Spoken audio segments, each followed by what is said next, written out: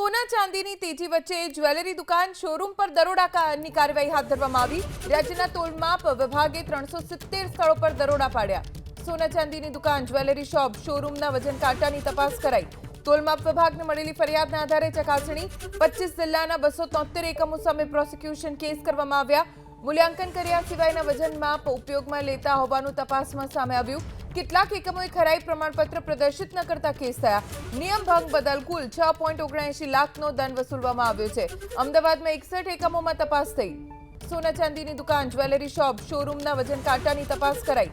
તોલમાપ વિભાગને મળેલી ફરિયાદના આધારે ચકાસણી 25 જિલ્લાના 273 એકમો સામે પ્રોસિક્યુશન કેસ કરવામાં આવ્યા।